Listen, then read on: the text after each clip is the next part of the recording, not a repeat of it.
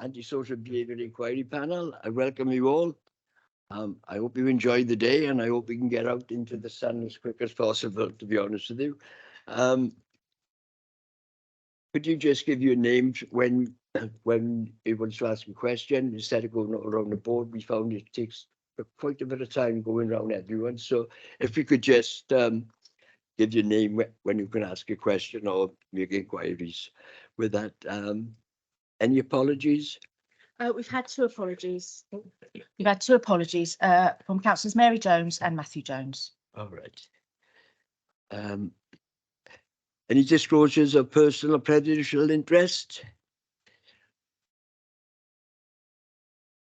Okay. Prohibition of whip votes and declaration of party whips? No. Item 4, minutes of the report of the last meeting. Yeah.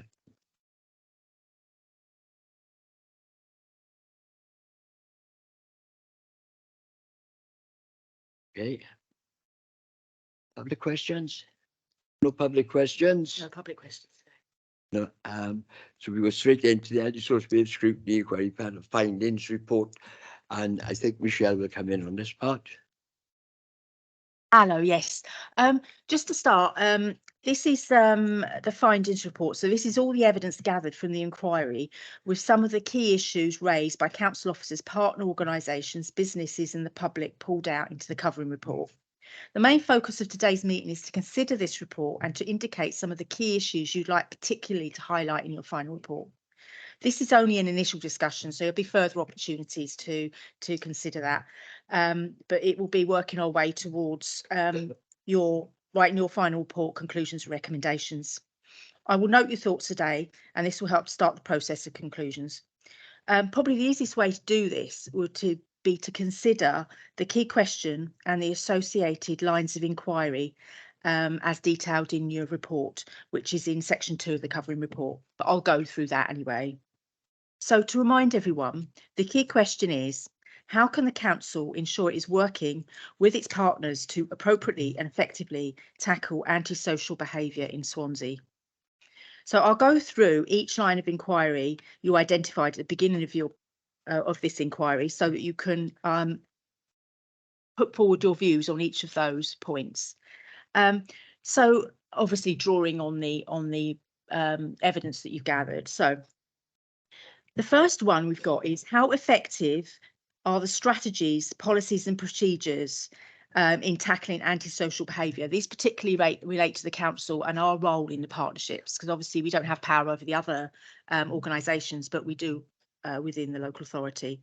From the evidence gathered, and is it meeting do you believe it's meeting its regulatory obligations?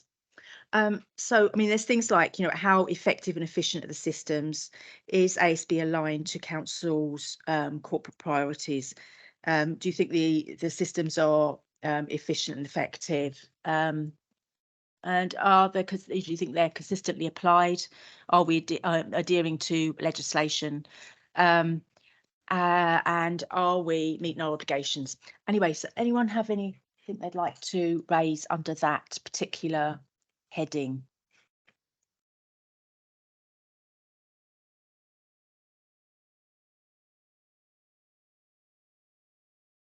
Anything about relating to sort of policy procedure and whether you feel that we're meeting our objectives? That's great. So Yeah, well, that's one. So that's Councillor Bennett, please. Councillor? Hello, and thank you. Yeah, it's Sam Bennett from Waterfront. Just to introduce myself. I think the one thing that stood out with me and stuck with me since the meeting was the ability for people to call in to the hotline for about antisocial behaviour from housing associations. So there was examples that I'd come across in Waterfront where residents were being bounced between different services, and I think one of the people from one of the housing associations suggested having an approach of pooling resources between the housing associations, the council, and the police. And I think that there was a good idea there, but also I think it highlighted a bit of inconsistency of service for residents of different housing associations and different housing tenures. Thank you. We'll note that. The point. Does anyone else have any points now? I do have one here that just as an example of pulling that out to get the conversation going was there was one thing that was identified that I think would probably fall under this, relates to the ASB coordinator identified that he's a community trigger case review coordinator, and how this is difficult to independently chair the review panel, and whether there needs to be a different way of doing this so that an independent person chairs that panel. I don't know if that's something that you discussed. I think Jane Whitmore would like to mention something with that. Thanks, Michelle. Thanks. Morning, everybody. Yeah, I've looked at, obviously I've had a look at the agenda pack, and I know as an officer, and if this is relating to the council's duty. So I think in terms of, do we meet all of our, our policies and procedures and legislation? And I think, yes, we do. But I guess the question, or maybe for going forward, is, are we as joined up as we could be as a council in terms of what? Because there is resources all over the place that does a little bit of it, but does it all come together as one coherent picture in terms of governance that then also links across to our partners? So if you're talking about the council, I think that would actually help us to try and resolve some of the issues that have come up, so that there's lots that goes on right the way across lots of different parts of the council, as we've heard in terms of the evidence pack. I do think that in terms of actually how we all work together to make the use of that in the most effective way of that going forward, that would address some of the inequities that we've seen as part of the evidence gathering, and some of the issues in terms of the sort of three-way delegation of duty in terms of chairing and so on and so forth. So there's something, I guess, around that, our governance as a council, to join all of that up together. I think we are, as you say, I think we are meeting it, but I think that we could be a bit more joined up on how we would do that going forward, and then how that then links in with our wider partnership space, which probably is it probably goes on to the next questions. Okay, Chair, thanks. Lovely, thank you very much. I don't know if Gareth wants to mention anything in relation to, sorry, putting you in there, but mention anything relating to that particular thing around community trigger, just as a little reminder. I know that that there is an issue, isn't there, as well with that particularly. Yeah, thanks, Michelle. Yeah, it's just to reinforce what you've already said. At the moment, with regards to what's called now the ASB case review, it was formerly known as the community trigger.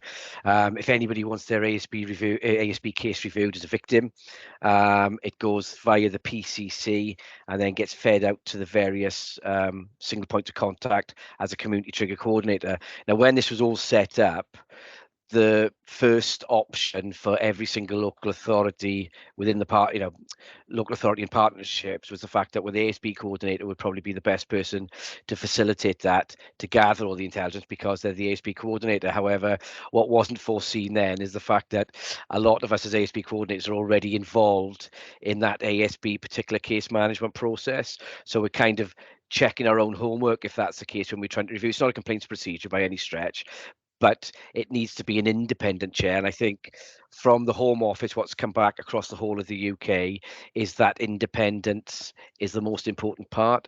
And I struggle with that locally, because it's just me as the ASB coordinator, and being the trigger coordinator as well. There's, on the rare occasion I'm not involved in any ASB whatsoever, could I possibly do that? So it's just identifying, going forward, how we can provide that transparent, independent reviewing of ASB cases that won't be challenged by the public, and to provide that reassurance to those victims, because it's a victim-led process. It's something that we're promoting next week as the main theme for ASB Awareness Week nationally, is the fact that the community triggers aren't utilised enough. Only 6% of the population are aware of what a community trigger is and what it can be used for. So as part, coupled with that, I think that independence is really important. what suggestions there are and what recommendations from the panel are for that, I don't know. I don't know whether it should be a councillor or a lead officer in a different department. But that individual, as the ASB coordinator, I can sit alongside them to provide that statutory advice and the processes and to provide that kind of foil, if you like. But they would need to drive it forward. Ideally, they would have a background in, they'd have some sort of community safety knowledge, antisocial behaviour knowledge, so they can direct those community trigger panels with regards to the whole point of them is to come out with an action plan for that victim, to sort of resolve what issues they're having, if it can be resolved, not so much checking what everybody's doing. And there's no way on earth as ASB coordinator I can do both, because from my perspective, I would have felt that I would have already done that if I was doing my job properly anyway. But sometimes there's a need for somebody else to come in with a fresh pair of eyes and say, well, hang on a second, what about A, B, C, and D? And there are packs. We've now designed a pack, or the PCC has designed a pack locally for the whole of the South Wales area for an independent chair to come in, pick that pack up and see what they need to be looking at. Is that okay, Michelle? Have I clarified things a little Thank bit you, there? Gav. Yeah, Problem. thank you. Can I come in on this? Would that have to go to full council then for it to be ratified? What, the community trigger? Yeah. Chair? No, no. The community trigger is an independent local process, which is done nationally. But no, that ASB case review, it literally is somebody going online, the PCC's department, filling out an online document to say, giving the relevant details and information, which I won't go into, but it's quite a simple process, just to say that they're not happy and this is what these are the organisations they've reported to. The independent chair then would speak to all of the organisations that were involved in that ASB case, with Mrs. Jones living down the road, collate that information and then pull those organisations round the table and discuss an action plan going forward. But yeah, no, it wouldn't be, no, it doesn't go to that kind of level, Chair, not at all, no. Thank you. I think with Councillor Alison Pugh, please. Yes, thanks, Chair. I say Councillor Alison Pugh, Cabinet Member, where community safety sits in my portfolio. Yeah, no, I just think it's a really good point that this has been picked up, Chair Michelle, and I agree with what Gareth has said. Really, we need an independent chair. It's when it is only Gareth. Do you know what I mean? And I know Gareth has some admin support, but also for that, I suppose, fairness and everything, it's always going to be safer and better to have an independent. And I think in lots of areas that is what we do. And Gareth, as the officer, then would support.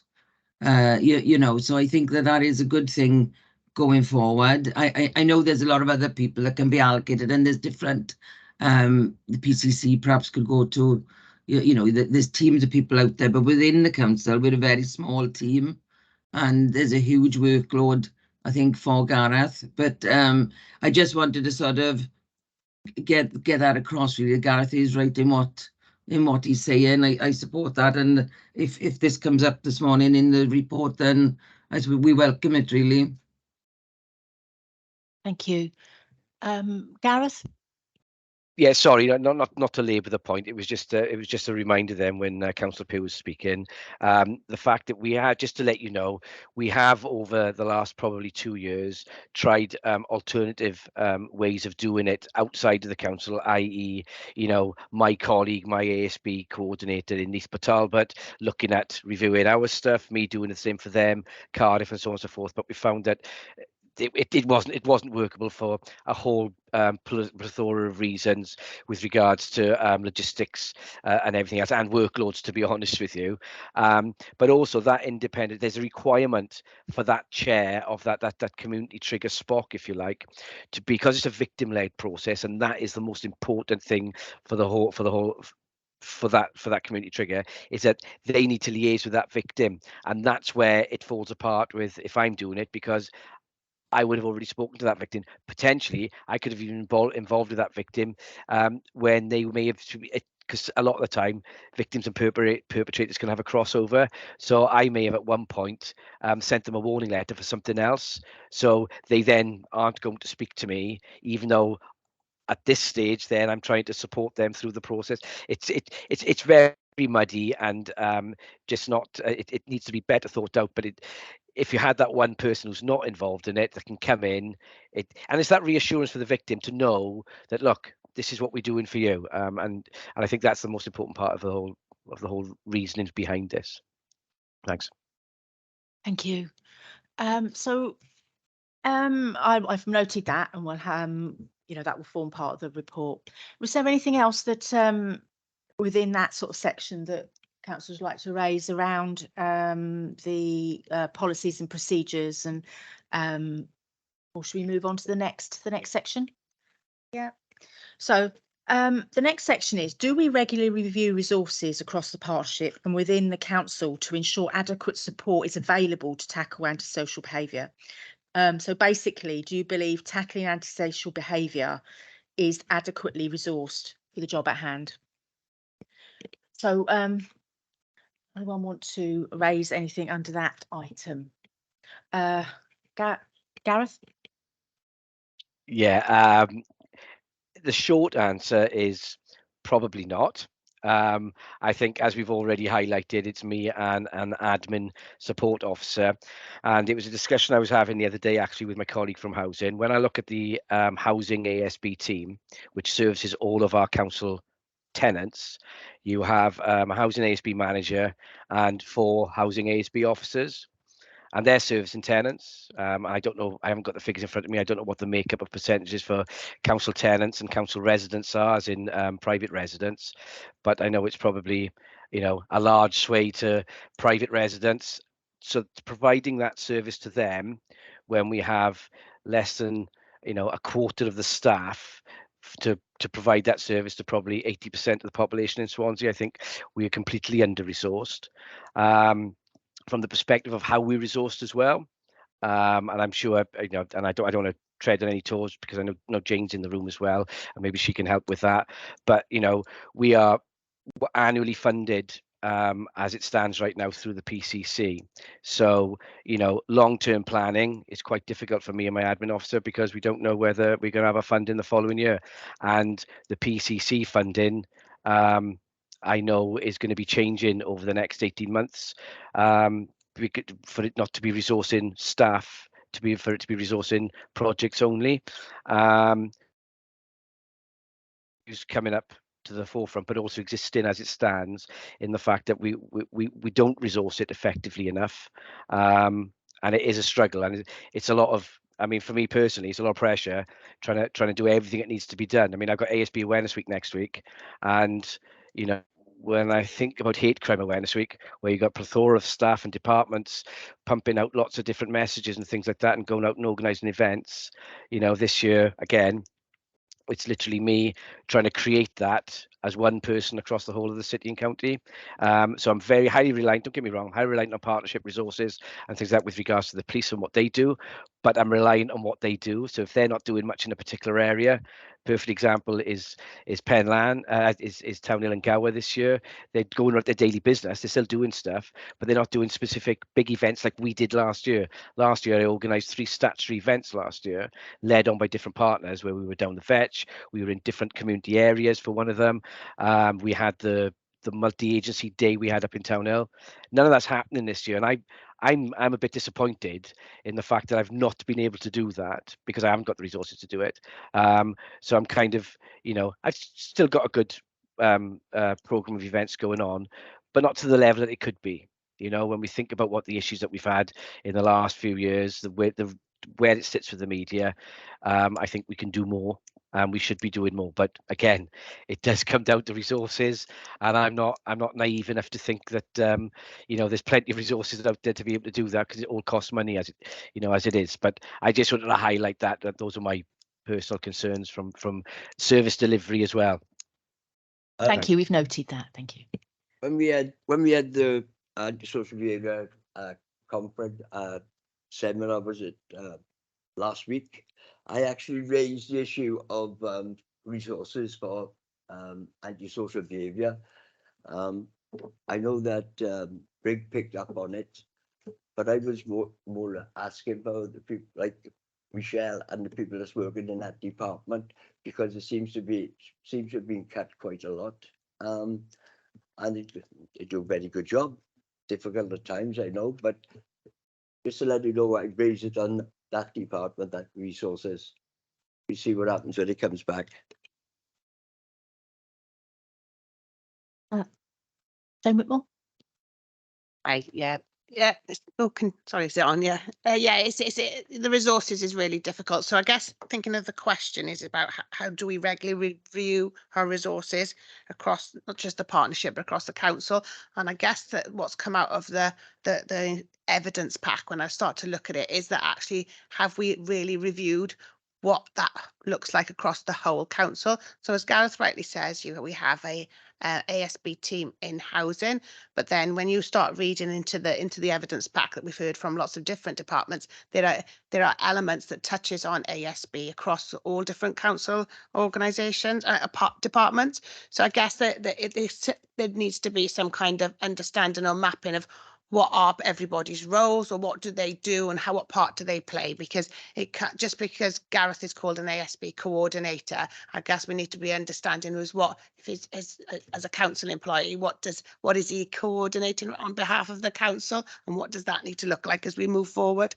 So I think there is a piece of work that needs to be done there. Resources are always going to be tricky, I think, across the whole council, and I guess it's about how we come together and work differently in terms of moving forward. Is probably the only way that we're going to resolve that, and with our partners.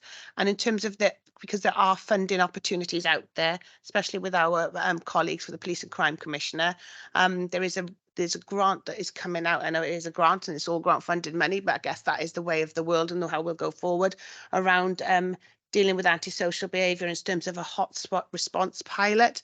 Now that is for a police fund. That's mainly for police fund, but actually how we work together to utilise that.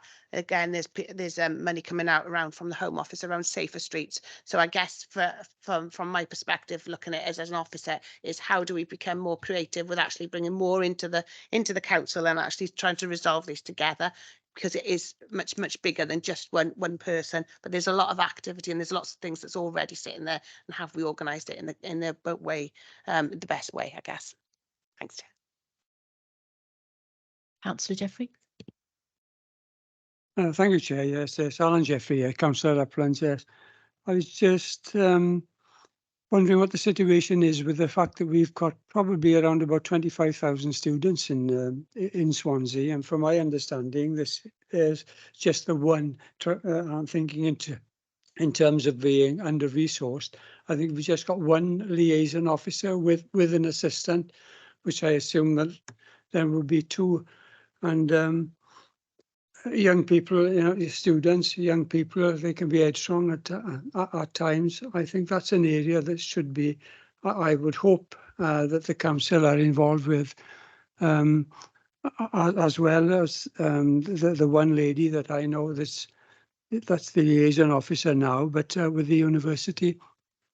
Is there a link between the council then and the university in terms of addressing those issues? Because as a councillor, I often report to this lady elements of antisocial behaviour. Sometimes I think it's residents being overreactive, but it's a situation of late night parties and so forth. That's the kind of ASB, but it does go on. Now, when you think of the number of students you've got in Swansea and just the one liaison officer, I think that's grossly under-resourced. Thank you, Chair. Just for information, I remember when the liaison officer with the university used to actually come to meetings. I can't remember his name. I know he ended up working in Pembroke because I met him down here at one time. And that was a good thing because he was reporting and people could pick up on it and take things forward. That's just for information, that is.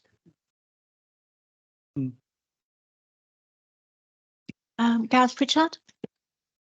Yeah, so just in response to the councillor's question is, how do we liaise with the university? I think it's probably in the evidence pack, but just to re-establish that point is that we my police colleagues, ASB, myself as community safety department as well, and my community safety colleague, we sit on we have a monthly group meeting with the universities, all campuses, and that reporting tool of ASB, that referral process that we've mentioned previously in other meetings, that all gets linked in there. So we have direct contact with them, and we link in with their ASB processes as well to support it from that perspective. So I just hope that clarifies a little bit what Councillor Jeffrey was asking with, do we? We kind of do. Well, we not kind of do. We do. We do link in with them, and it's on a monthly basis, as well as the daily referrals that would come in.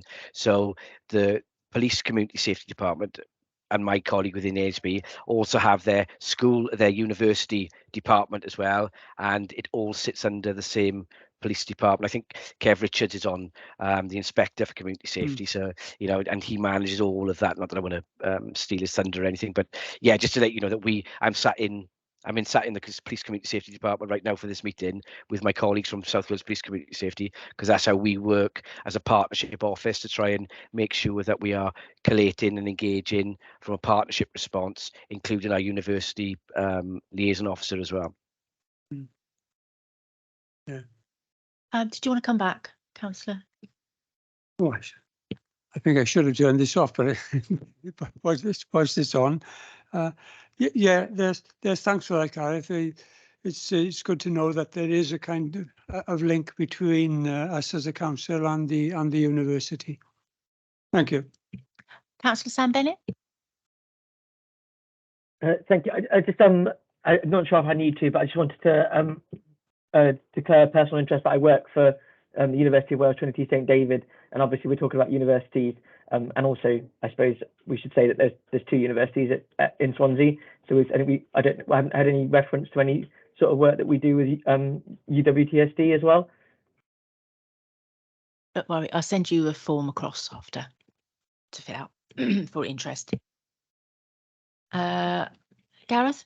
Yeah, sorry, on the back of that, Councillor Bennett, yes, when I talk about the universities in Swansea, I'm not talking about Swansea University, I'm talking about Trinity St David's as well, and they have a direct link with their liaison officers. So generally, there's that line of communication is done, and the police university liaison officers are for all of that, not just Swansea University. Thank you. Thank you. Any other issues around the resources at this early stage? I do have an issue here. It's got around sort of the adequacy of the resources across the wider partnership. I mean, we've touched on that a little bit, haven't we? But I mean, obviously, the powers we have in the local authority in relation to that, is shared. But does anyone have anything you'd like to raise around that at this point?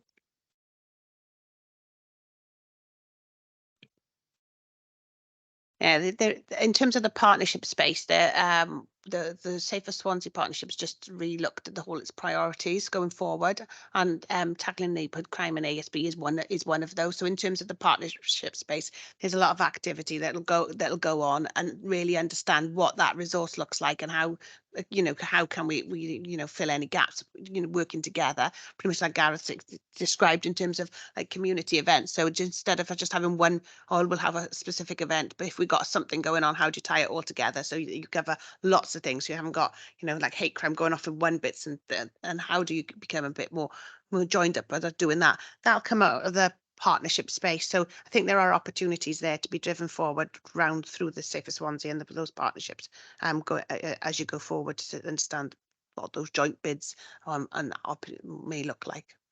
Thank you. Shall we move on to the next point? We've got this should be for perhaps at the end of the year to have some sort of seminar.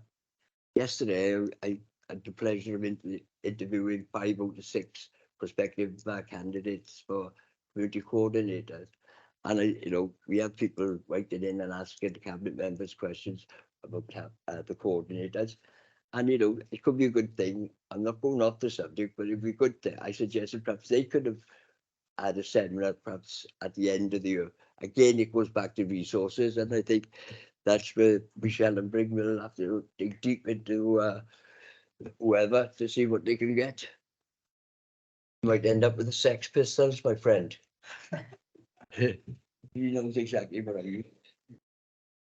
So going on to the next point, what what is the council's role in tackling and reducing antisocial behaviour, and what is the role of partner organisations? I think this is just you know, are we carrying out for the council? Are we carrying out the roles effectively and appropriately? And what are the main challenges that are identified? Obviously, these come up in the other questions as well. But I don't know if there's anyone wants to raise any of those, any of the particular challenges that you thought were identified, particularly around council services.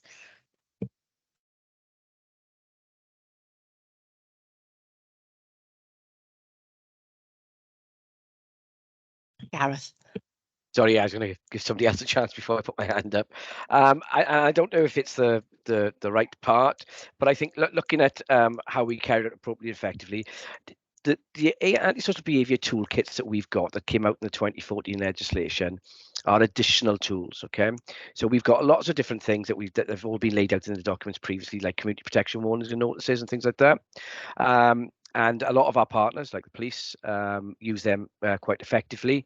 I think from our perspective, because they're additional tools and a lot of our departments already have some form of enforcement tools to reduce and to tackle offenders of antisocial behaviour, we don't effectively use specific tools. And I don't know if that's a good or a bad thing. What I would say is, from my perspective, with regards to our public space protection order, for example, it has its challenges at the moment, but we can only go so far with it. Like, I can only go so far with some of my stage processes of antisocial behaviour. And the reason for that is, and I'll give you a quick example without taking up too much time, is the fact that if somebody breaches a PSPO, they'll get a warning. Then they will get a fixed penalty notice. If they can't pay or don't pay that fixed penalty notice, we reduce them whatever further action we can take. What we should be able to do is we then issue a community protection warning and a community protection notice, and we escalate the process. However, we don't, and it does come down to resources again, we don't have an enforcement arm within the council that can provide that service adequately.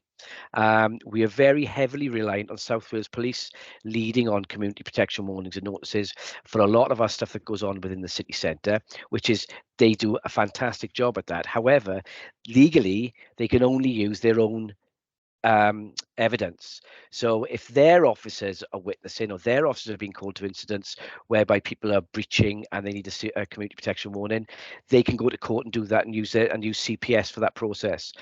If our rangers, for example, are the lead officers in that, we have no way of doing that because we don't have somebody that can do provide case files and schedules and present a case file for court. We don't have a budget for that 400, 500, 600 quid to put that case to court, and we don't have a legal arm to be able. We have a council legal arm, obviously, but we don't have a department with a budget code that can get that to court, enforce it, but also police it and monitor it for further breaches. So again, appropriately, effectively, I think we do what we can do really, really well, but it's down to limited resources. We're not utilizing all of the tools in the toolkit, basically, where we could be. So that's one of the challenges that I see, that, that would, again, unfortunately, require resources of a budget of some sort, where we can actually case manage and escalate cases to court level, because housing do it, but that's all paid for through the housing revenue account, which, as we know, is ring fenced for council tenants. We don't have that same support system within, the rest of the areas. We're kind of reliant on each individual departments, if you like, to do it. So noise pollution, for example, we use noise abatement notices. They could use CPNs, but they don't, because they find that's effective. But if it's not statutory noise and it's general antisocial behaviour, we don't have a department that can lead on that, and we don't have a department that can do that. And effectively, if we had that kind of ASB department that sits in with, community safety, city centre management team that could lead on all of that, they would case manage and lead on everything ASB related, whilst linking in with our child and family services, our Evolve, our CMET teams and things like that, to provide that early intervention. And the early intervention prevention, I think, as Jane touched on, we have so many departments that do all of that effectively, and we link in and I coordinate part, that part of it. What we don't have then is that enforcement. We have the carrot, if you like, and I know it's an awful term, but we don't have that stick for what do we do when none of that works. When that intervention isn't working, that prevention isn't working, we can't just sit there and go, oh, well, we've done that. What else are we going to do? There needs to be enforcement somewhere along the line. I think that's one of the challenges I've found since doing the role. I think it's worth remembering that the council's policy, I believe, last resort is evictions. In my earlier roles, I used to ask the different departments, how many council tenants have been evicted for rent arrears and how many has been, evicted for antisocial behaviour. And you find it tenfold that it's mainly for rent arrears.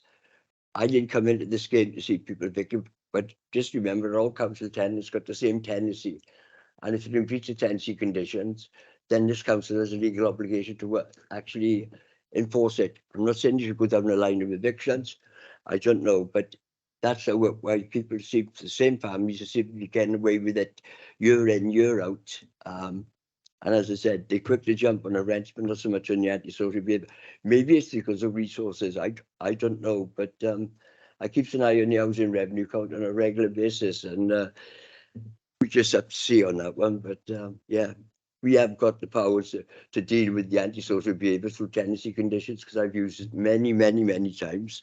And the last one was on over the off-road bike. So that is something that councillors can take on board if they want to. Can I bring in Kevin Richards from South Wales, please? Yes, thanks. I just want to reinforce what Gareth said, and he's covered almost all points that I wanted to say. But I think it's important to note that injunctions and orders are possibly the most effective way to deal with repeat and persistent offenders. They go through all the stages, and only a very small proportion of these offenders actually live in council properties.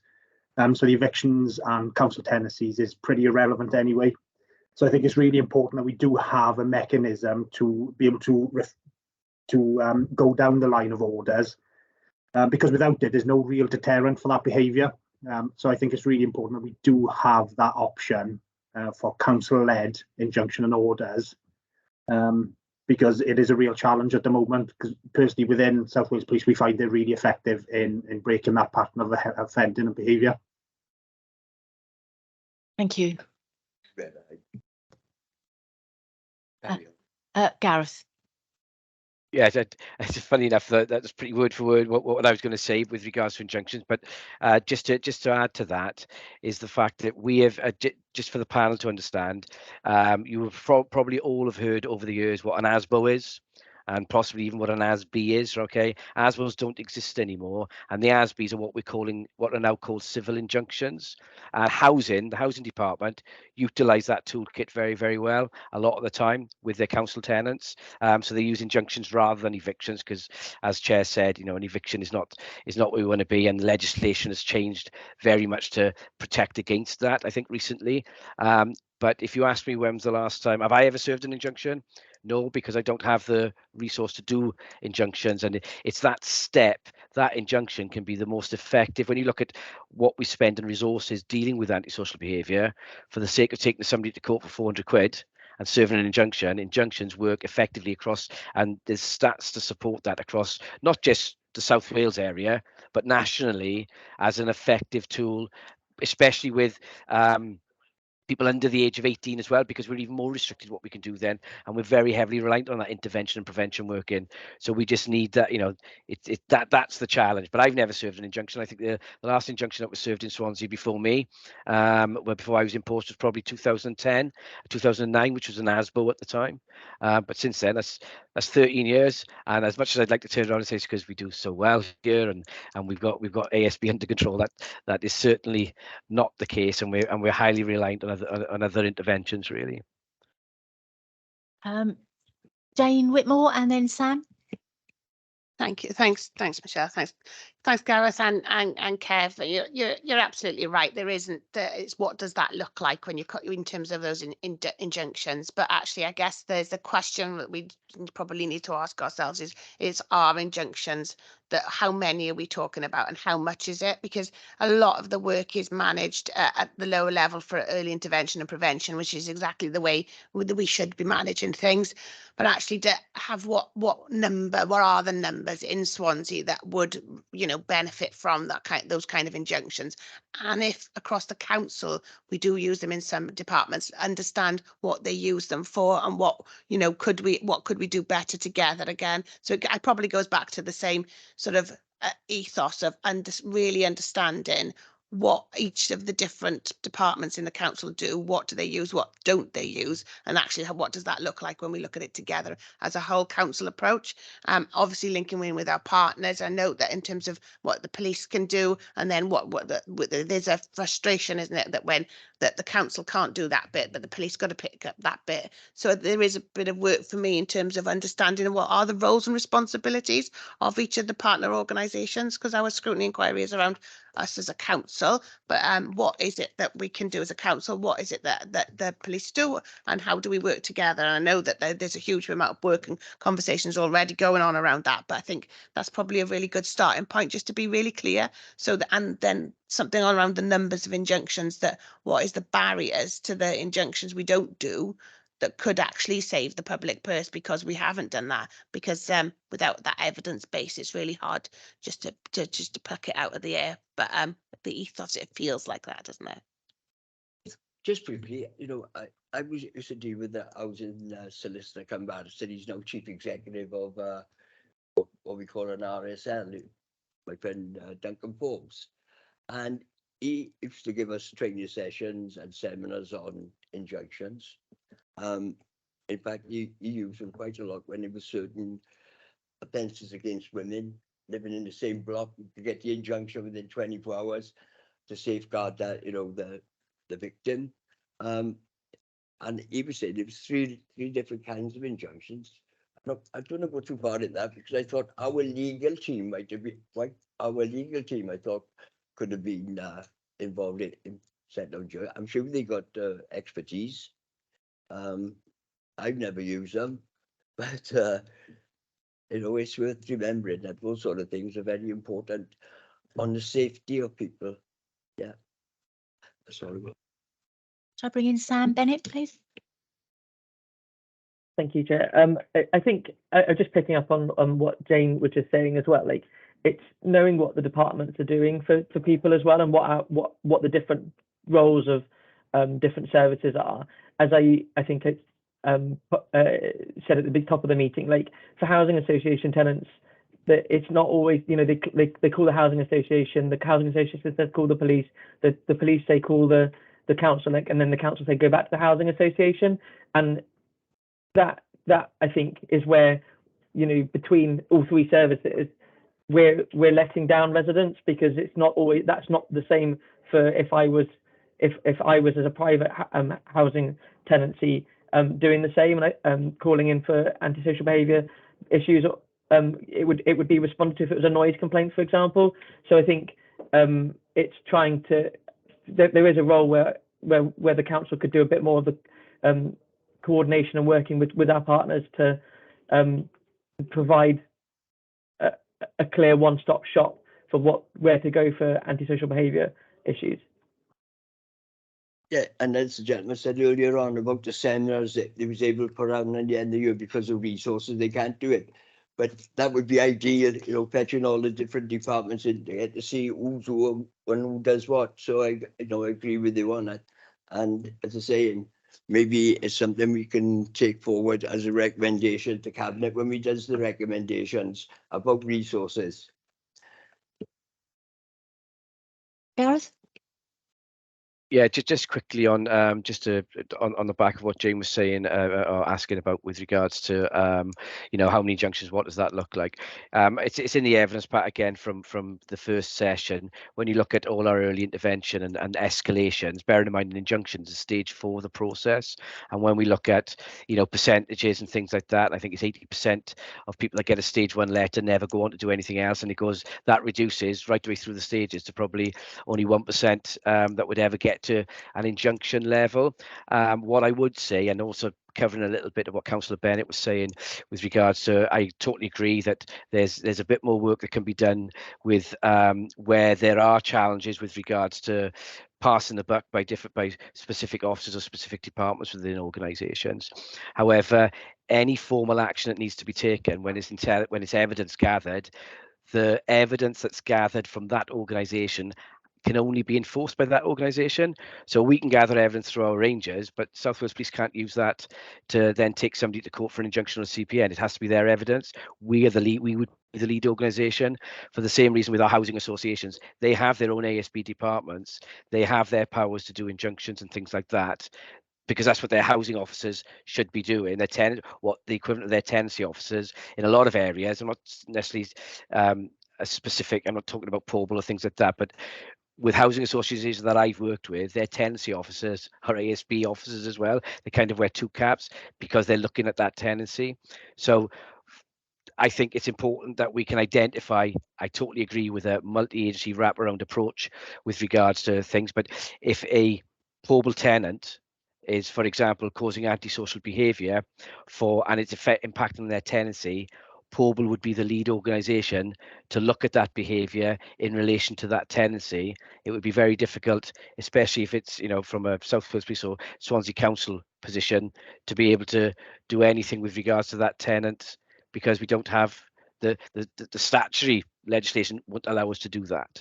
But that's not taking away anything that with regards to how we do that joined up approach, where we can. And we used to have a monthly meeting with the housing association. There'd be one representative from Pobl or one representative of the housing association that would represent all of them, and it would be us, the police, them, our housing department, and various other organisations.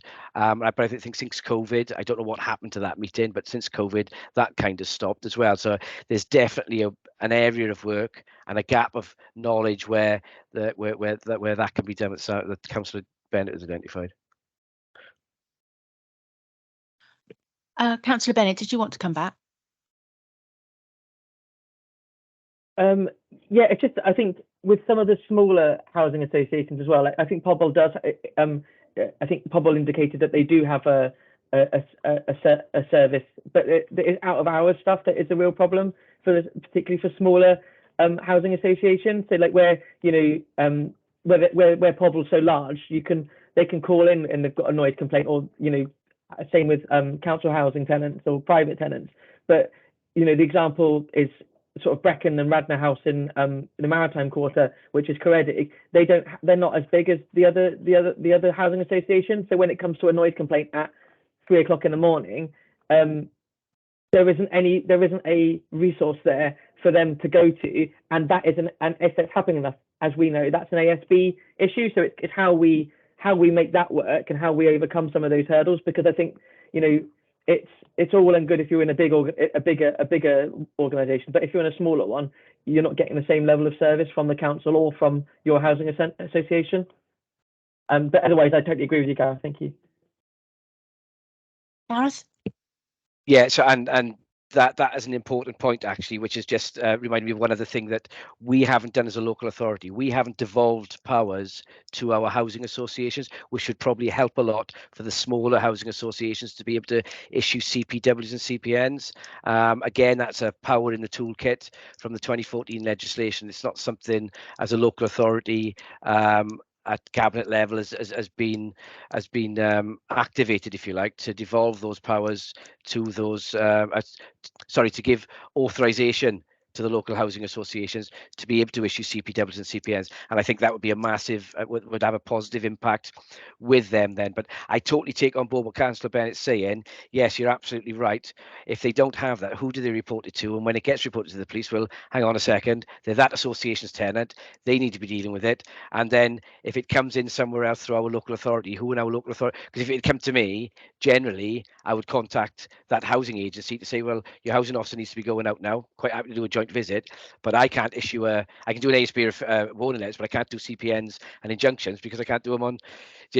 So I think there's another bit of work, and for the panel to go forward, Chair, one of the most important things for me is getting that devolving the CPN power to our housing associations, which is something that we haven't as a local authority done yet.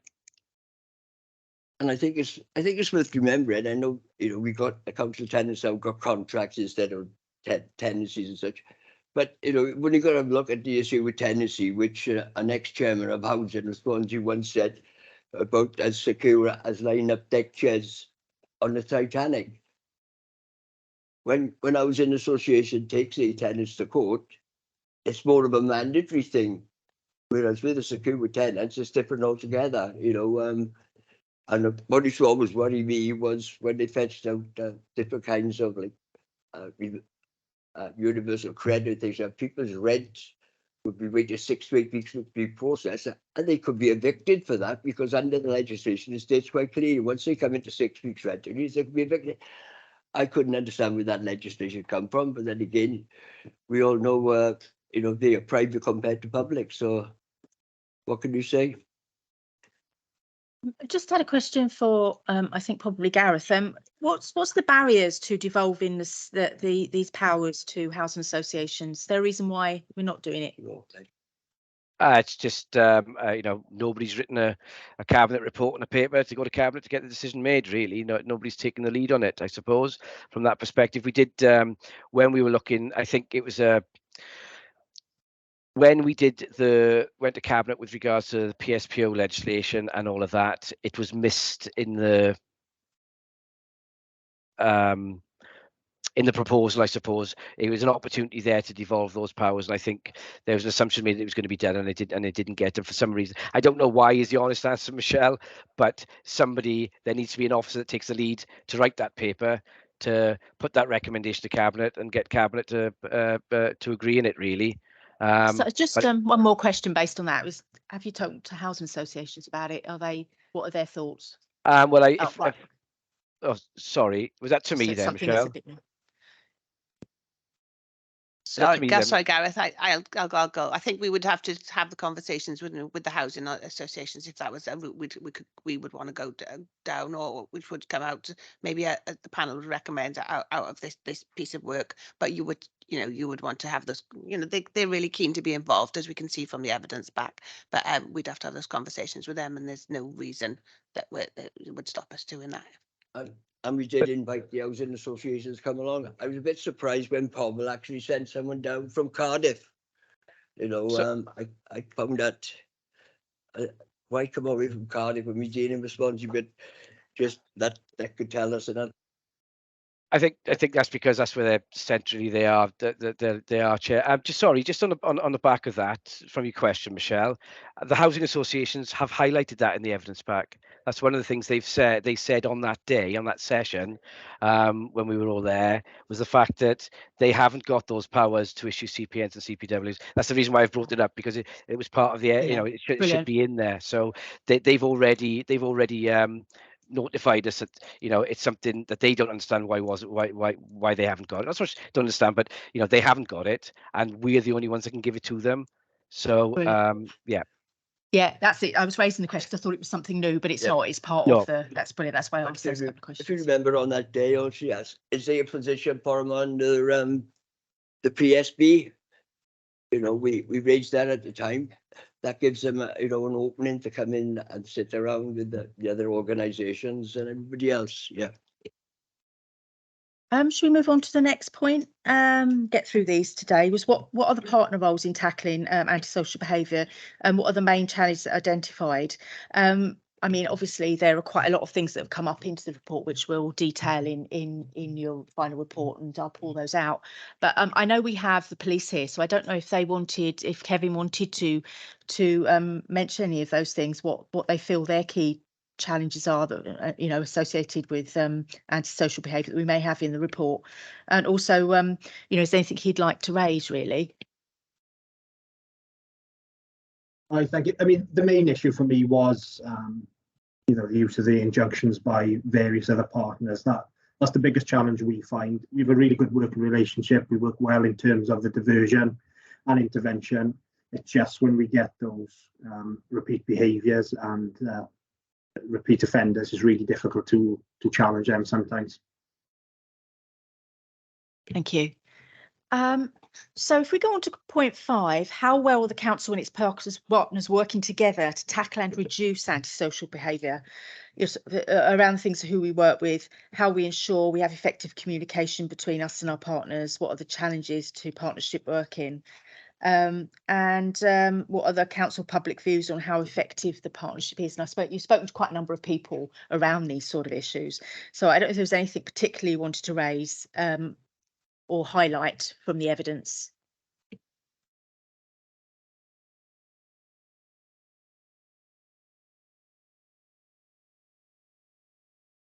I mean, Kevin Richards.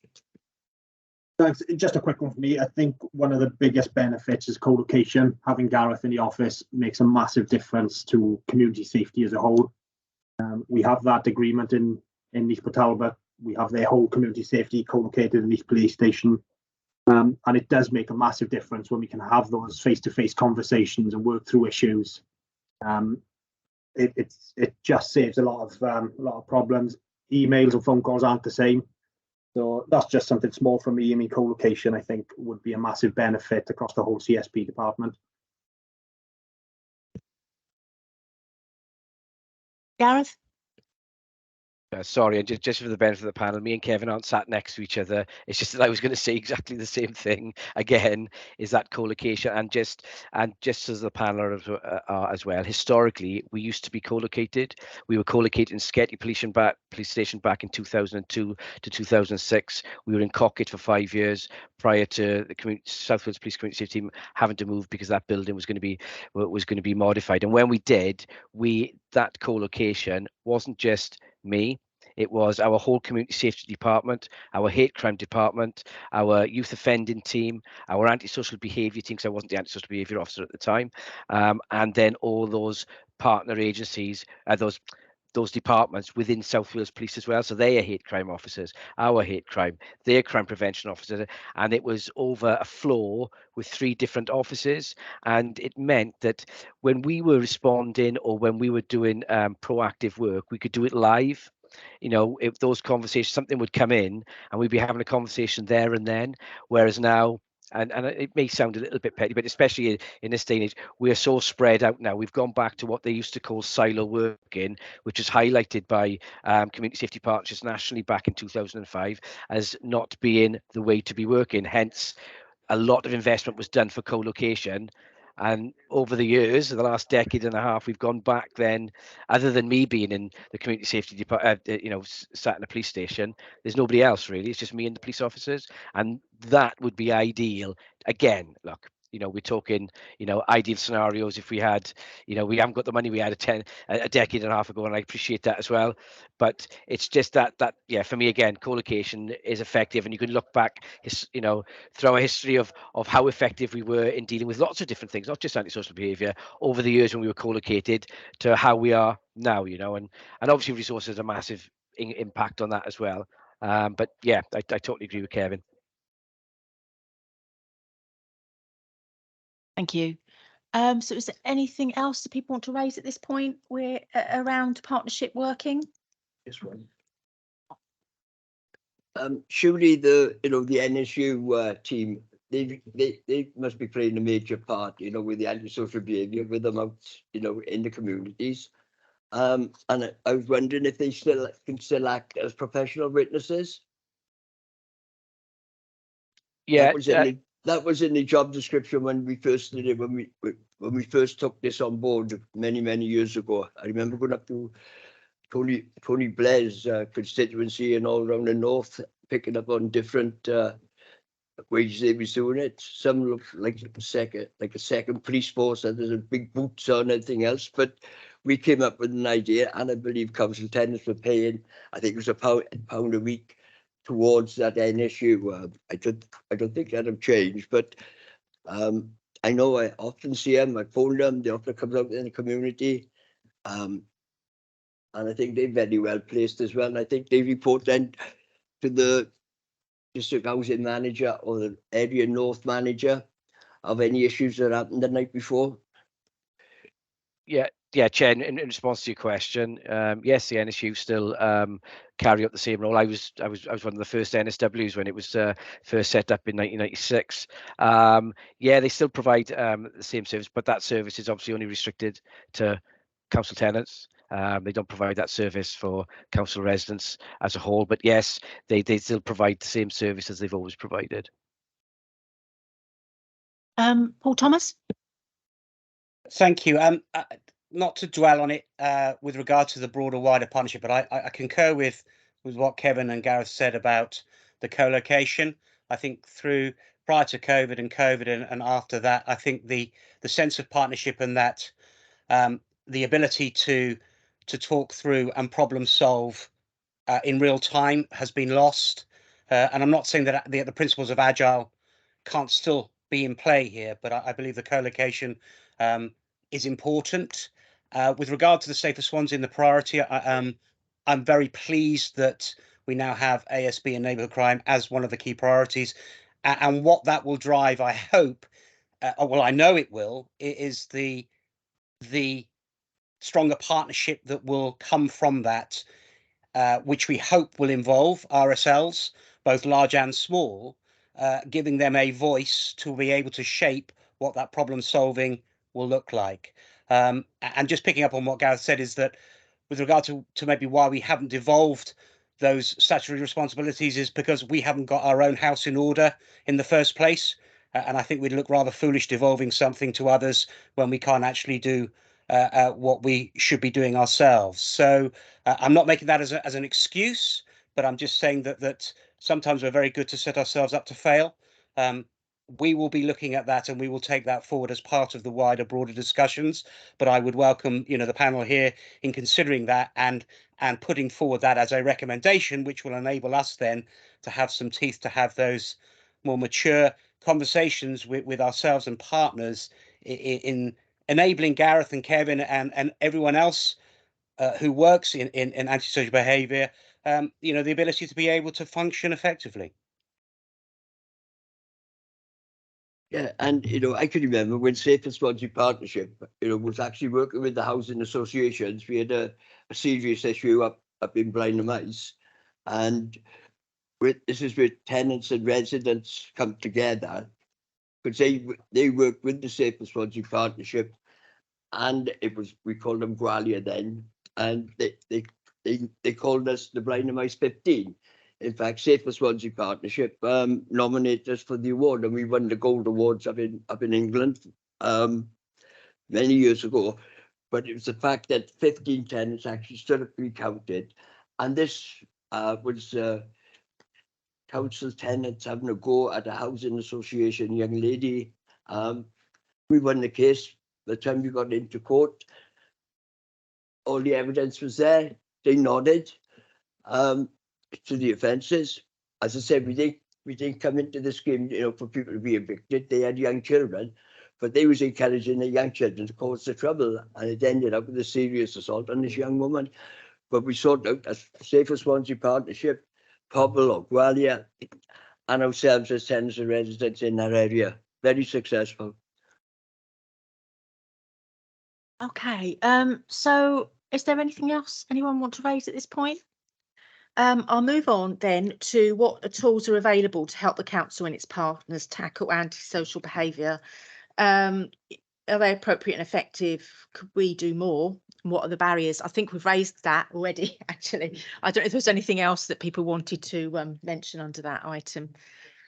Okay. The only other thing I had under that item is it doesn't. I'm trying to work out where it might fall, but it's around the perception of ASB, and that was raised, hasn't it? It's been raised a few times, and had perception and reality, and also things like I've got something here that young people raised, as well as social services, around the language used around young people, and that sort of thing, which I think possibly could fall around the tools that we have as an authority to actually try and change that. I don't know for any thoughts about that. Gareth? Yeah, about that, about the language being used for young people. There's a piece of work that's being done at the moment through our Child and Family Services CMET team. They're putting a film together that's going to go out across the board with regards to, you know, how young people are perceived, how they're described, and everything else. And part of Antisocial Behaviour Awareness Week this week, one of the daily themes on Friday is Young People's Day, when we're highlighting, busting myths about young people being the majority of perpetrators of antisocial behaviour, when this isn't the case. And there's a lot of statistical messaging going out on that day nationally, including by ourselves, but also about promoting good news stories of what young people are doing within the communities to help their communities, not just young people that have maybe gone off the track and come good, not those sorts of stories, but more around what youth-led initiatives are being done, because there is a lot of them, not just in Swansea, but across the South Wales area, and that's part and parcel what we're trying to promote on ASB Awareness. So there is work being done there, Chair. But from the tools available, I think again it's that partnership, working with our colleagues in, because I sit with the CMET team as well, and the good work that they do, especially through CMET, in educating a lot of partners around the table as well, of having a more positive approach when dealing with young persons.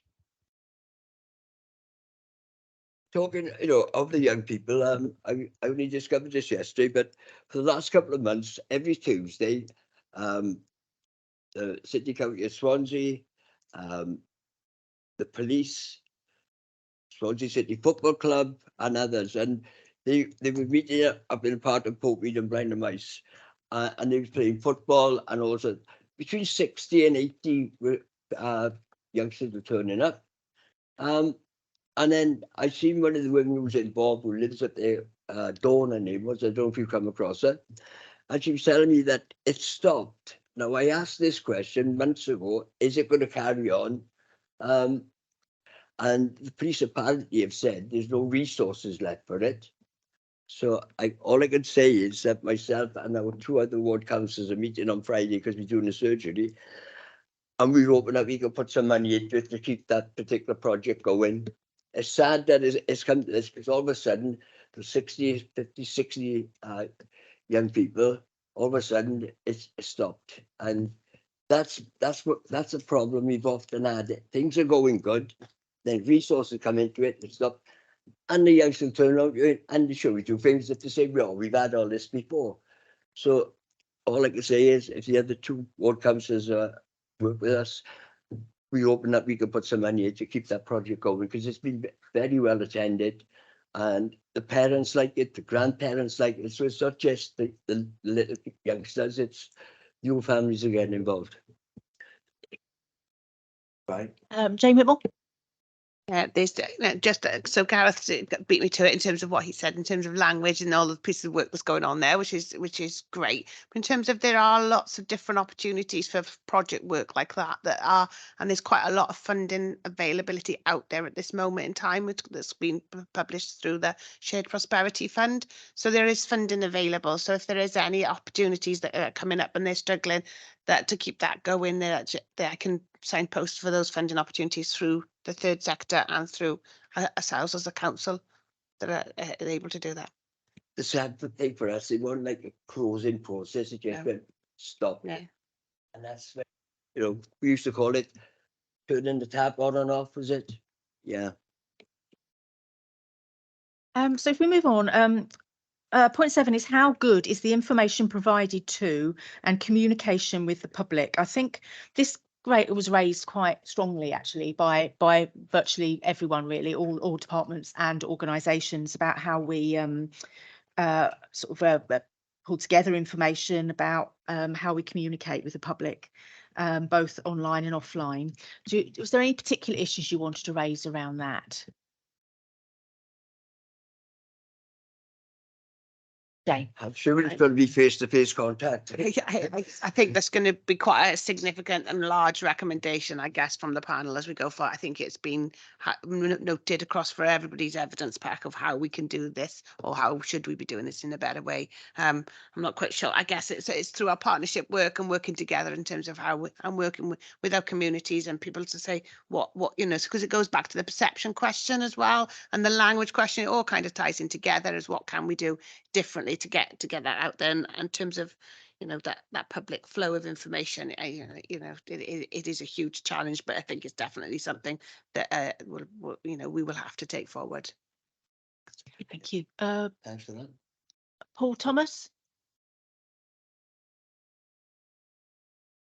I would suggest that would be one of the significant recommendations that the new ASB subgroup for Safer Swansea would need to look at. I suppose it's one thing communicating, it's what actually we're communicating and who is the audience. And there is clearly a specific skill set that is required for those that are communicating that message.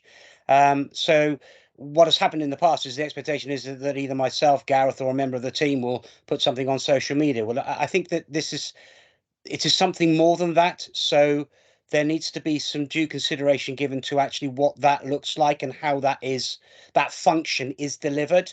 Because whenever we've gone to seek professional support from our comms team, they're far too busy to be able to deal with it. So we need to have that conversation. I would suggest that one of those key recommendations sits with that subgroup to look at, well, what does that mean? What does it look like for us as a partnership? Because the important thing, like anything that we do in our area of work, is the messaging needs to be consistent, relevant. Activated. Thank you. Councillor Jeffrey. Well, yes, I was just thinking in terms of getting young people involved. I mean, I feel that community centres are sort of grossly underused in terms of getting these young people together. They're often the accommodation there. It often suits the older people, generally retired, but there are resources within community centres, and to get young people involved there, it needs a little bit, I think, a little bit of energy from residents, because the perception that a lot of people have of young people is that if you've got 3 or 4 teenagers grouped together, then it's a cause for antisocial behaviour, and it's just a sad reflection, really, on how we perceive young people. But in terms of the community centre here, which is a local one in Bryn Mill, at least I'm making an effort there in trying to get young people involved. And simple things like my daughter, who's a university lecturer, and she's coming back from abroad and is willing to become involved in this, and being a tennis coach as well as that. And that's another resource that's underused. I mean, I've asked for the tennis course down at Bryn Mill in Victoria to be addressed, because if it looks good, and I got a feeling that it'll be used, but when it's in a sad state, then it even becomes sadder over a period of time. And table tennis within the community centre. So on simple things like reading clubs and so forth, to get young people involved in those kinds of things as well. And she, being young, would have, instead of me being an old fogey there, I suppose they look favourably upon that. But I feel that's the kind of resources that we need to be looking at to get young people involved within the community. Thank you, Chair. Yeah, I've always gone down the line of trying to get young people involved, mainly whether it's through music, sport, and dance, because those are things that I found we've been successful at getting young people to come in. I'd welcome the councillor to come up to Cloyd School when the Preseli Ragged football team are training. It all, you've got so many teams, and it's such a pleasure just to watch them. Proper coaches go in and put them through their paces. But they've also taken on a safeguarding officer as well. As a, this is just as an amateur football club. And whenever I'm feeling a bit down, I go over there and I sit there for a while. They try to get me on the field, but I found it works very well. And the Brighton Mice FC now are also going to be taking on set of a young team and ladies, women's, girls teams as well. So we found that sport is a good way of doing it. And then it's the discipline, representing your community, but also representing your football team, feelings of belonging, fishes everything into it, fitness and well-being. So I won't go on too much about it, but I've always been passionate on the sport and getting young people in. And with the dance, if the girls go there, you can guarantee the boys will follow. Correct me if I'm wrong. Gareth? Yep, sorry, Chair, I'm not going to correct you. You're not wrong. Just on the back of what the section that we're on with regards to communication, I think touching on what the council is saying, there's a lot of intergenerational work to be done, I think, across the city in order to get that. What that looks like, I don't know. I know that in Gosainen, they're looking at doing a bit of intergenerational work there and improving those relationships, and which will help with communication between within the community. But as part of ASB Awareness Week, again, one of the main themes is that communication across the whole of the public, and sort of advertising. And what we need to be doing is advertising where there's been successful ASB things, and we've got the individuals as in the victims to be shouting about those kind of stories and putting that out there to show that the processes do and can work, but also provide that reassurance. And I suppose that reassurance for community members that when they're suffering from antisocial behaviour, that we as organisations will do what we can do and hopefully resolve them. But yeah, that communication is key across. And I like to highlight as well is these are national issues. This communication with regards to antisocial behaviour, every local authority has the same can improve and has the same issues and what they need to address. So yeah, there's again, I think there needs to be commitment across all departments within the local authority, not just from comms, mainly from comms obviously, but from all the departments, so that we're putting the same messages out, but obviously it needs to be resourced correctly as well. Thank you, Gareth. So I've got another point under this information and communication with the public. It was around, do we encourage and use resident involvement and feedback to improve experiences? I think everyone from housing associations to police to the local authority have said that their feedback to residents maybe needs some improvement, and they've all got starting to develop those processes. I don't know if there was any more that wanted to be said on that. You've got that noted anyway. Gareth? Yeah, sorry, just a very, very quick point on that.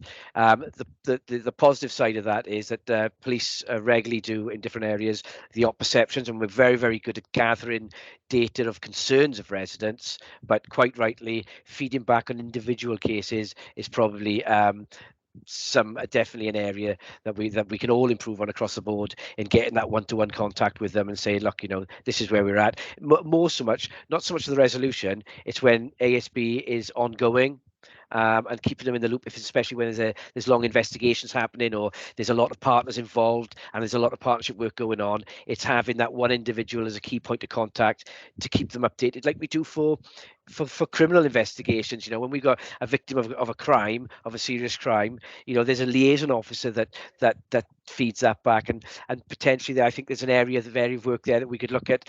Could we do something very similar when it comes to antisocial behaviour, especially those long-standing cases of antisocial behaviour? Thank you. Councillor Bennett?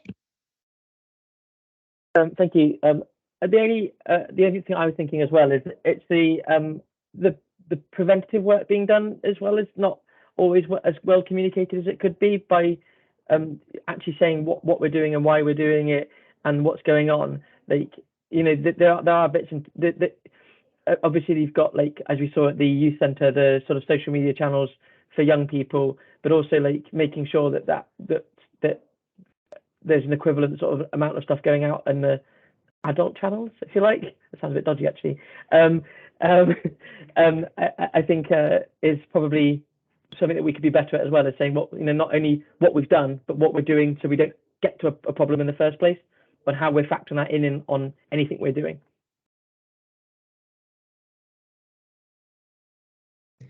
Great, thank you. So if we move on to how is performance measured and monitored? Things like, you know, how does the council measure if it's meeting its aims and objectives? Does the council monitor and enforce effectively and consistency? And also measuring maybe more across the partnership. And you know, I know that the police measure through their systems, which have been reported along with some of the stuff from Gareth. But is there any more thoughts about that and how we could do that more effectively?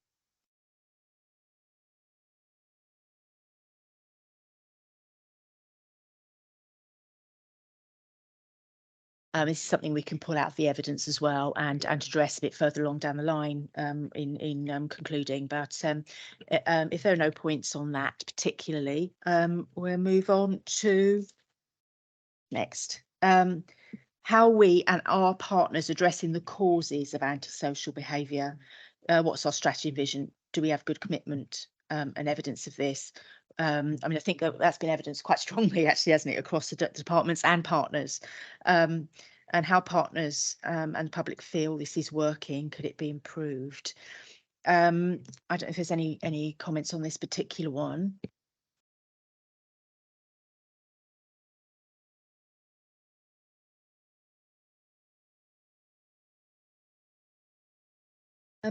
And finally, point 10 is the Wellbeing of Future Generations Act, how the Future Generations Act and the impact of ASB in our communities. I can pull that out of the evidence as well and put that back to your thoughts on that. So if you let me know what your thoughts are on that. The other thing I just wanted to go through briefly is to just refer you to some of the evidence that was gathered from the public, just so that we've covered those things. We've done a lot of stuff from council departments and partners, but we've got evidence here from the business community and also the stuff that we had from young people and the equalities groups. Was there anything you particularly wanted to pull out? Obviously, we'll be using this as part of the evidencing of your recommendations and conclusions. So we'll be looking at those because they're very closely linked to what's come out elsewhere. But was there anything particularly within those? I mean, we've got they start on page 13 of the report, which starts with young people. And I know we've discussed a lot of those things already, but was there anything particularly you wanted to raise at this point? Could I just add, just after we had a meeting with the young people and we put some stuff together, you know, for our reports, I noticed the press picked up on a big part of what they didn't say they got it from City Council Swansea or the Antisocial Behaviour Department, but they must have picked up on it because a lot of them was quoting things in the press that I mean, the reporters, not the young people, the reporter was actually saying about the trouble in Castle Gardens, the trouble in the Quadrant, and I was thinking to myself, have they had seen a sniff of some of the paper? Because it is, some of the stuff is open to the public. And I was wondering if they picked up on that and they were used, because it might be just a coincidence, but I felt, you know, to come up with that just after we had that very good meeting, I thought, no problem with that, but they could have come and asked perhaps the officers or the cabinet members or whoever, you know, if they wanted to make a quote about it. Because we'd have come in straight away and said how well those young people were doing. Yeah, Jane. Yeah, so you're absolutely right, Chair. So we weren't as a council approached from any of that media. It just appeared. But you are right in terms of that perception and public. The media has a huge role to play because they will publish things like that, which actually then without that broad spectrum of all the good things that are going on and the things that Gareth has already spoken about. So it is a challenge. So how we get better at being proactive about getting the stuff out there before we get things like that, because that then paints a picture that is really difficult to come back from, because and actually there's no, it's the context around it as well. So whilst there, you know, there are worries that they do need to be addressed. It's about, that's not about, it's not everywhere. It's not all over the place, and but it is a huge challenge. The media is a huge challenge. Thank you. So was there anything particularly in the young people's evidence? I mean, we've talked about a lot of it already, but we're talking about the young people feeling safer in their communities, being unsafe. I mean, a few things came up about how they feel on buses and city centre and things like that. So I don't know if there's anything particularly you wanted to raise around those. We'll pull them out, obviously, for your evidence, but. Yes. Thank you, Chair. Just a couple of thoughts on that page. If I've got, is it page 14? Yes, at bullet point 7, there's reference there to they do not do anything in community centres for young people, which is a point I raised earlier. And the other point I was going to raise, which has completely gone from my mind at the moment, about, you know, I think we learned an awful lot from these young people, how to address the issues of antisocial behaviour, and in nearly every case that, or every teenager that we spoke to, they felt it's not so much that it was teenagers that were creating an antisocial behaviour, but those that are very much older, and which is something we've certainly not mentioned today. You know, when you think of what takes place in the city centre, and particularly around, you know, St Mary's Church, which has become a kind of catalyst for people to gather together, and primarily for the purposes of transmitting, I would imagine, drugs and other substances. They would be dealing in that kind of thing, and that's something that really needs to be, if it could be nipped in the bud, but that's a massive task, isn't it, in itself, to address that. Yeah. I think we've raised some of it. I remember talking about the fact that we've raised it quite a long time ago regarding not so much St Mary's, but just across the road in the Castle Gardens, what was happening there, where these older people were enticing the young ones basically to miss school and send them out, you know, shoplifting that, and then they take this stuff on and go to pubs and bookies and anything else. You know, serious issue, and it starts about 10 o'clock in the morning. You know, and I've sat in the Castle Gardens watching it, and you know, got to be careful, but I watch from a distance and see exactly what's going on. Some of these things have been reported. Very rare you get any feedback, you know, from because there's a police issue, but the rangers are there as well. I'm sure they are you know, the new rangers as well. I'm sure they are picking up on stuff. If someone like myself can sit and see what's going on, I'm sure that these experienced rangers or whoever they are, you know, they are seeing it, and the police must see it as well, because that's enticing those young people to get a criminal record at a very young age, and the police don't want to prosecute young, you know, at a young age, because you know they could spoil the opportunities for the future. But it's just a sad state of affairs, you know. I like to see them winning and take it all out in one go, you know, because they are inciting young people to go out and commit offences. But the hub up in High Street will have that, I think. From that, see, from that, there's with young people, and they talk quite a lot about having a safe space and safe spaces for them. I mean, obviously, this community centre idea is obviously a place that you'd consider hopefully be a safe space. There's also the hours. They also mention the hours of youth clubs and how they find them safe spaces, and would like to see more. I mean, is that on the cards in the future, or is it like Yeah, there's a whole other stream of work that's going on a lot along safe spaces or unsafe places around for young people in terms of like what shelters and lighting and where that could be. How could we link that in with the work that we're already doing in terms of as a council in terms of the park renovations, because a lot of those have shelters and bits and pieces there. Linking then with our third sector and wider partners to see what opportunities, what other things are going on, and how that links back to young people, so that then rather than us as a council just putting on more and more, youth clubs are as is an option, but youth activity is, as Chair spoke about around what is the activity that's going on and available for all of those different communities to bring all of that together. So rather than just do more of what might look, thinking about community centres, why don't young people access community centres? What's the barriers? Do they want to? What do they want to do in them? So that there is a huge piece of work that goes on along that, the kind of links in with community engagement, for all community members really, and how you can bring that together, understanding what are those intergenerational opportunities. And Gareth picked on, there's some going on in Gosainen this week. There's lots of different opportunities, but it's actually bringing them together so that they're meaningful and that people want them, rather than us thinking, oh, well, that's a good idea, let's put on an activity here and everyone will come, because it's not one size fits all. If it's community led activities, then obviously there's better engagement and buy-in, and that makes the difference, I guess. But yeah, there is a lot going on. I think some have seen a change, when they changed, the community centres went from more or less being managed by the City Council of Swansea, and then the leases come out. We had a few issues up in Brian Mice Portmead Community Centre.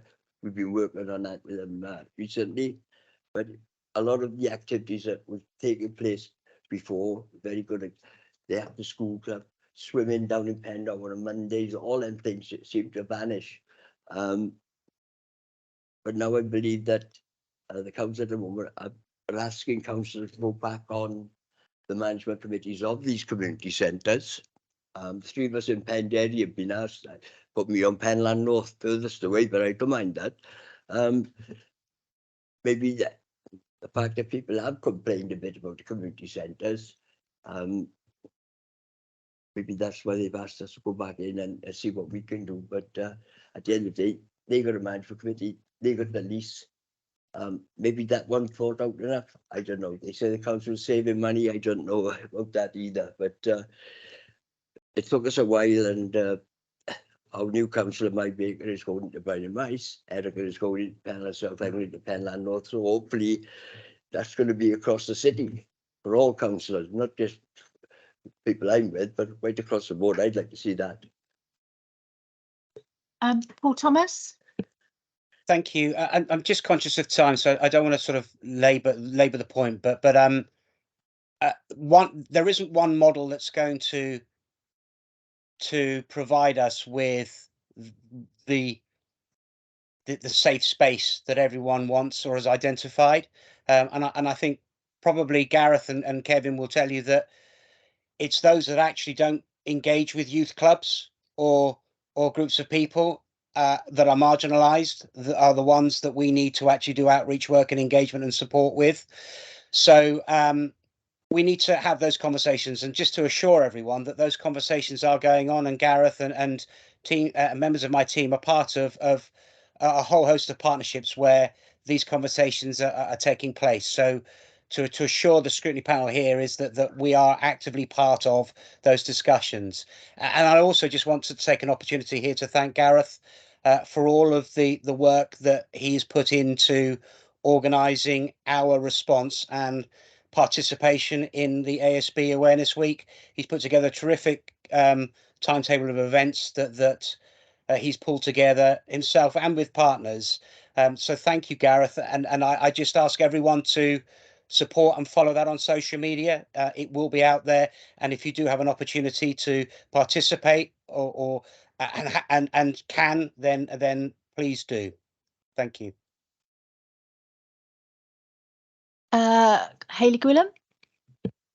Hi, yeah, Hayley Gwilym, Councillor for St Thomas Ward on the Cabinet for Community Support Services, and I just wanted to touch on youth services.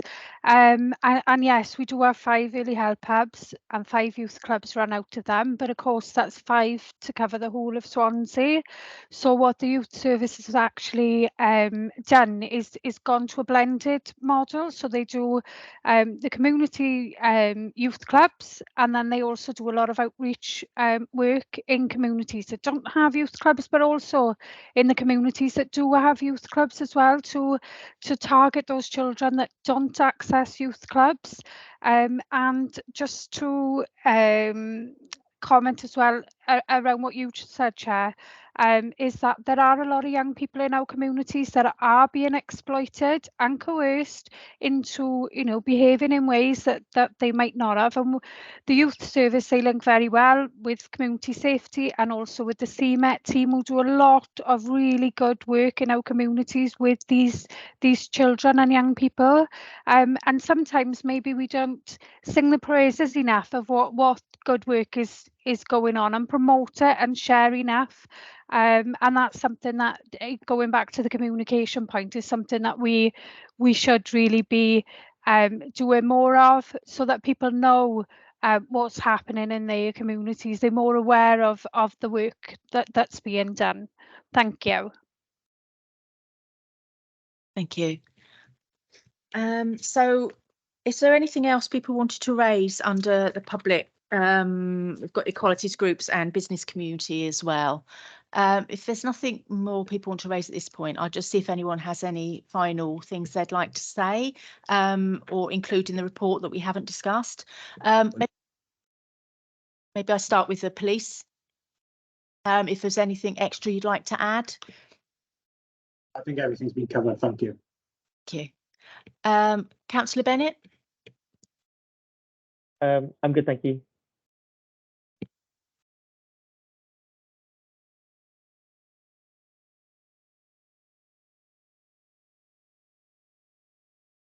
Councillor Tribe, is there anything particular you'd like to see in the report? No, I think it's fine here. Thank you. Thank you. And Councillor Bridget Rowlands? No, I'm happy, thank you. Okay. Adam Davis, sorry. Nothing further to add, thank you. Councillor Jeffrey? No, I think it's quite a comprehensive document. I think we've covered more or less everything as best as we can. Thank you. I'd just like to take the opportunity to thank you all. I always prefer to have the people around the table, which I can see and see the body work and everything else. I'd just like to thank you all for your commitment and dedication to this particular project, and I'm hoping that something like that will actually be put in the report. Thanking all the people who's taken part. That's council staff and everybody else. We'll ensure Not that. forget the police, of course.